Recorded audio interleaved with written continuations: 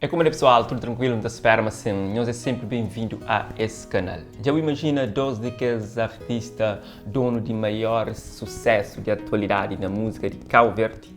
Já falou de SOS, Muti e Rubem Teixeira. Exatamente, agora imagina junto, se você imagina, tudo isso é possível e te indica-me para breve te acontece. Os dois artistas já encontram no estúdio e eles juntam suas vozes no mesmo instrumental.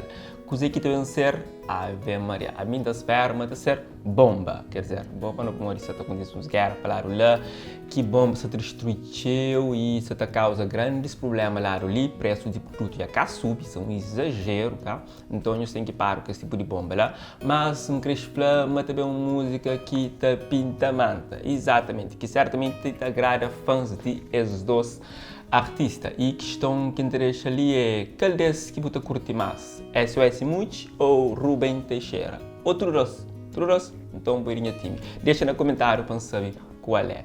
Eu sei que naquele programa que te trazeu sempre novidade crioulo. Para falar Maro Lúcio está com o novo álbum Passei, dia 18 de novembro. Mas antes disso, não pode conhecer um daqueles temas desse álbum que também com o nome de Migrantes.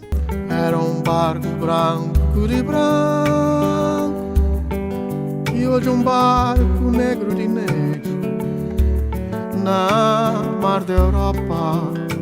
Será que você está pronto para escutar de West junto com Lil Mário? Ainda não? Então bata prepara para o tema já está e tudo indica que hoje é por cair no ar essa semana ali também pinta manta com Menina de Praia. Nós fica com um trecho. Menina, cresça e more quem te bem conquistou. Menina, rapaz por trás de chão não te apanha mão. O Lorde é proposta musical de Marco Bom Tempo junto com Marco Polo. Tema já está disponível ali na YouTube. Nós sentimos um coche e depois nós está consumindo completo. Look at me, minha fé é maior do que mim, e mundo é de missão. Para você que é fã de Hélio Batalha, fica a saber uma menina de São Bento esse novo tema, que hoje está estreia. Por agora não tem capa e um coche de teaser para nos bater de gusta e nos aguarda. Logo tem mais.